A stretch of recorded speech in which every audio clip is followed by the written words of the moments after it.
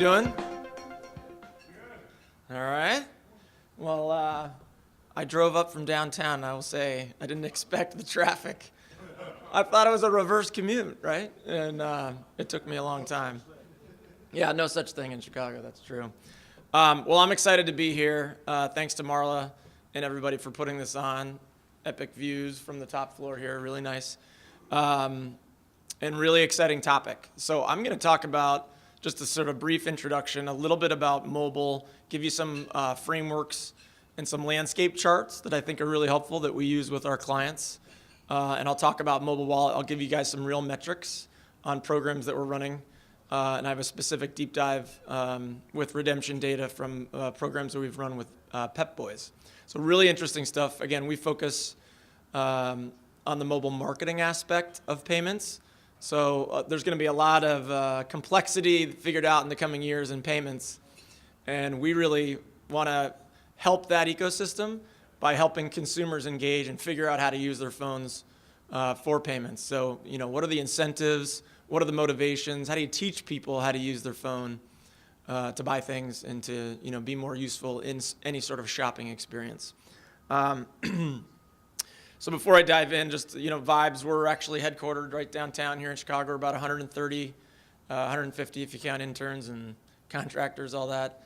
We've got an office in San Francisco. I started the business in '98, so right out of college. So I've been in what we call mobile relationship management, for almost 16 years. And it's been slow and painful, but it's really getting momentum now, and it's really exciting. So, we're all in the middle of this transformation. I love this photo, St. Peter's Square, with the announcement of the Pope in '05 and then in 2013, just to see the difference. This is one of those visual reminders of how fast things are moving, right? Pretty incredible.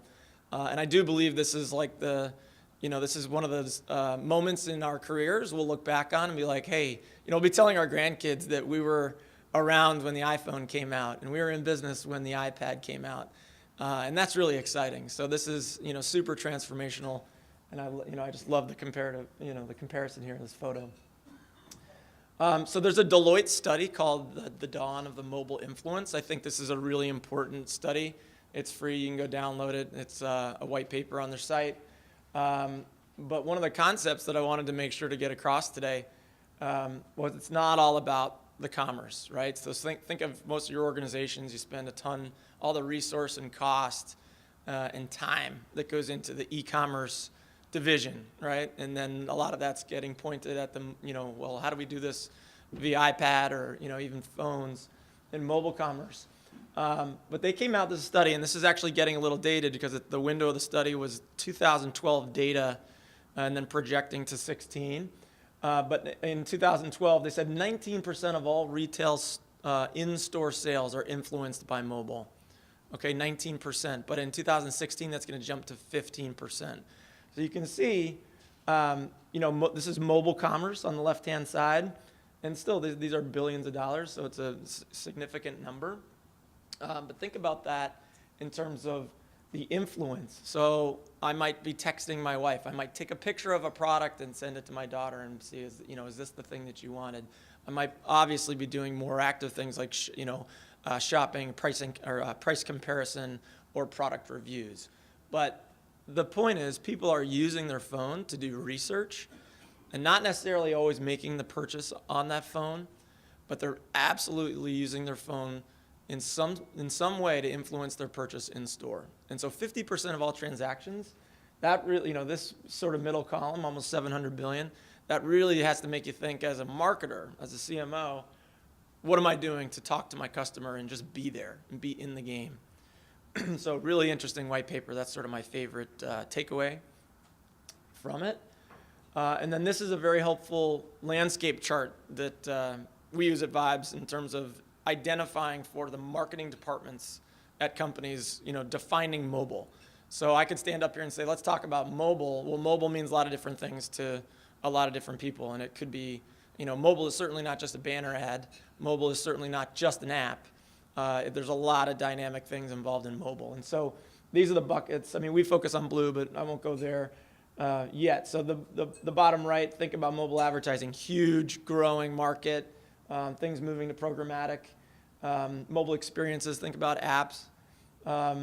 Mobile marketing, doesn't get as many headlines as advertising and apps and all the integration, but it is the database and segmentation and targeting and loyalty, all that engagement. And think about all the micro channels, right? So, I started in text messaging a long time ago, and we had this, American Idol sort of put, messaging on the map.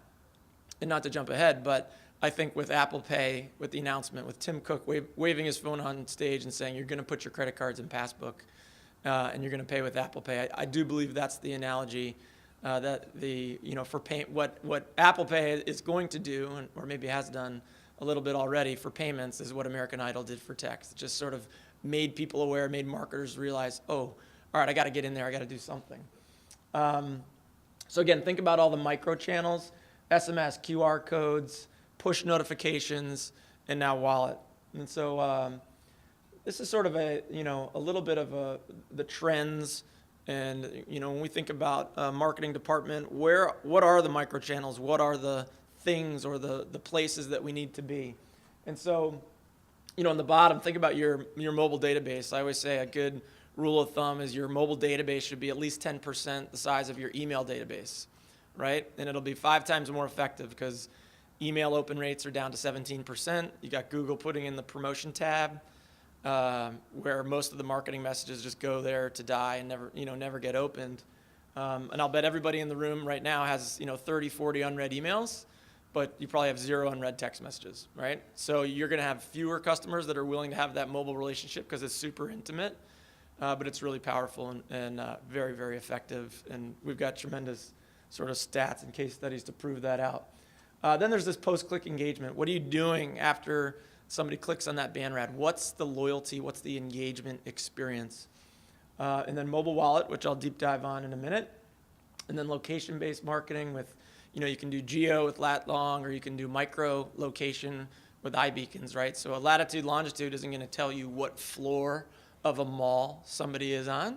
But if you're in store, a beacon can sort of trigger a personalized mobile experience if you're in, the tent aisle versus the aisle for, I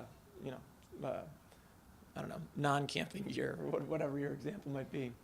And obviously you want technology to be able to build out these personalized mobile experiences at scale. And so we'll talk a little bit about that in the context of wallet. I know you guys have talked a lot about wallet yesterday, but quick history on the non-payment side, since I think this is obviously a very payment-focused conference. So when Apple came out with Passbook, there was no fanfare, there's no marketing, there's no messaging behind here's how to use it. They opened up some APIs and said, let's just see what happens. But what they did do is they put it on the home screen, so it literally kicked out one of your apps from your home screen, and you had to move it if you didn't want it on your home screen. And it just sort of stayed there. And I think in the first year, from 12 to 13, people who traveled a lot started to experiment with boarding passes. And so since then, you've seen tickets and obviously offers and loyalty cards. But the dramatic shift came a year ago when Google said, Google had this reputation of Google Wallet, which was complex. You needed an NFC phone, which was only like the Nexus One phone on the Sprint network, and you had to shop at Macy's. How is that going to work? And so it was easy to criticize, but Google Wallet still relaunched and said, hey, it's not just about payment. We want to be about offers and loyalty as well, just like Passbook. And so, think about this from a non-payment standpoint for a minute. No one wants to carry around, 30 retail loyalty cards in their wallet. And no one wants to carry around the keychain ring. You got you could go to YouTube and Google like George Costanza wallet, and I didn't realize how many episodes they had this recurring theme of George's wallet. It is so funny. There's these compilations. I'm sure people in the mobile industry have put them together. But the whole idea is nobody wants to who knows if you're going to download 30 or 40 retail apps, right? So just having that offer and putting it in your phone and having it be location aware the next time you're at the store, extremely helpful. So I talked about boarding passes and tickets and then offers. And what Apple Pay does is it brings Apple a little bit now towards Google. So, in the sort of the Apple-Google race, Apple, prior to Apple Pay, was really about non-payment, right? It was about offers and loyalty cards and digital storage, so you don't have to carry Ziploc bags of coupons for each store that you go to, and no one remembers those anyway. Although, of course, there's a huge market that does remember them. And so with payment, that's Apple sort of saying, hey, we want to be in the transaction as well, similar to Google. And just to kind of go through what the experience would be, for an Apple Pay customer. And I'll get to how this might take a while to happen, and you guys all know that. But the reminder of the bridge between Passbook and actually paying with your phone in an Apple Pay experience is important. So, Passbook passes are location aware. So this morning I literally went to Starbucks, right downtown Chicago on Armitage, and I got out of my car, put my hazards on, I'm running in, and I get into the Starbucks, and on my lock screen is that subtle reminder. It knows that I'm at my home location for Starbucks, right? And so all I have to do is swipe open. Has anybody used boarding passes inside of Passbook, right? So it knows when you're at the airport, and it puts it on top of your lock screen, and you don't have to put in your password, and you don't have to go to the Delta app or the American app and go 2 or 3 clicks deep to get your boarding pass. It's just right there in one swipe. So it saves you 20 seconds. Doesn't sound like a big deal. It's a big deal, right? It's a great user experience. And so, you go into your store, you swipe open, you remember you've got this loyalty card, or, you've got a 20% off offer. It reminds you. And in the Apple Pay world, you can scan that offer, okay? And then when you go to pay, you're authenticating just by putting your thumb or whatever finger you've programmed on your home button, and it's authenticating that I am me. So that is more secure. I think Apple's done a good job sort of marketing. It's a more secure experience than the swipe, because my wife can take my credit card to a store and pay for things, and lots of times they're not going to do the ID check. But with Apple Pay, I'm literally just holding my phone up to that terminal, and it's authenticating from my fingerprint. So a really seamless experience. And then I'll end with some quick data on Pep Boys.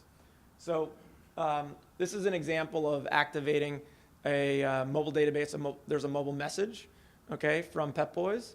And with the link, we send out personal, unique links. So if there's 10 million people in your loyalty club, there's going to be 10 million generated links. And there's going to be 10 million unique barcodes. So again, this is all about personalized one-on-one experiences. But if you want to drive in-store mobile payments, we're doing this right now with Passbook, and this is a pass. This has nothing to do with Pep Boys being able to scan your phone from an NFC standpoint and read Apple Pay or be able to accept Apple Pay. So I believe it's going to take a long time for all these retailers to deploy their NFC readers, right? Apple has their sort of starting base of merchants, but I believe the bridge for teaching people how to be able to utilize Apple Pay is in Passbook, right? If they're using their loyalty card, if they're using offers that are in their digital wallet or mobile wallet already, then when they outfit their point of sale systems with the NFC, Apple reader, the behavior is already going to be there for the consumer, right? So it makes a lot of sense. So it's still early days. We've got, Men's Warehouse, Gap, Old Navy, Home Depot, Sears. We're working with really major brands, driving people to use these offers in a digital format and scan them in store. And I think, people used to think, you can't scan. There's all these scanning issues. That's really disappearing, okay? There are certainly some big national chains that can't scan, and we've had remarkable results with one that can't scan, and it requires the cashier to put in a 16-digit code. So it's got all these hurdles, and it's so ROI positive, they are continuing to invest money in this program. So real simple experience. You click on this link. You come to a landing page. You can add which location. It'll bring up the closest locations to you at that time. You can add, this is my home location.